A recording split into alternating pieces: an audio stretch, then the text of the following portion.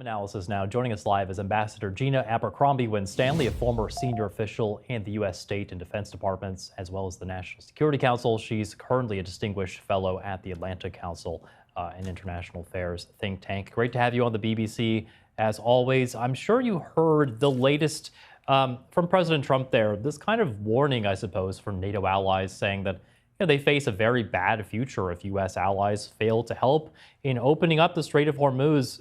How do you parse the president's thinking right now on that? Well, thank you so much for having me, first of all. And of course, the president has threatened NATO partners before. This is another one.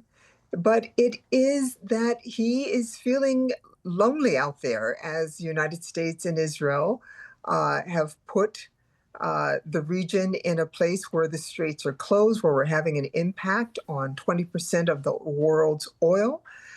For some nations, particularly in Asia, the vast majority of their energy needs come through the Straits of Hormuz. So this is a very serious position to be in. And of course, it does have impact beyond the United States. The United States doesn't need the Straits of Hormuz for our energy needs. So from his perspective, it is a reasonable request that those who are affected by it should help.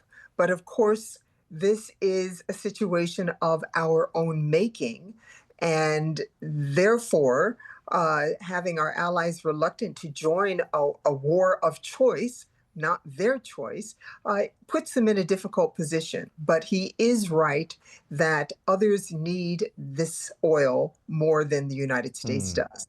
What role do you think the international community is going to play here in the coming weeks in terms of pressure, really, on all sides? We heard today India speaking with Iran about reopening the Strait of Hormuz, France's president speaking with his Iranian counterpart, Sir Keir Starmer, speaking with President Trump by phone earlier.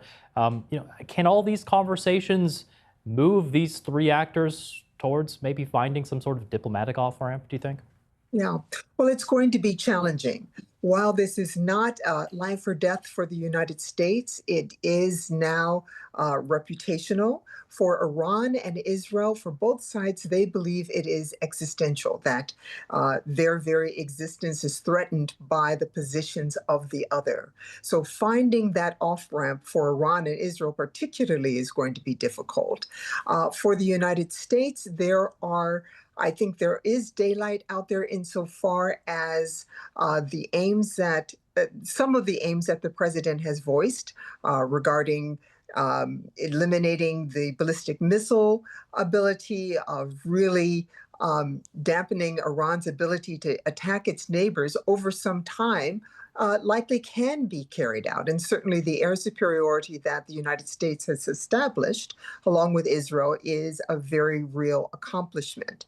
But reputation, who's going to say uncle first, is very difficult to say. And as many are surmising now, Iran only has to not lose in order to win. And of course, the United States and Israel must be able to point to their goals being met unequivocally.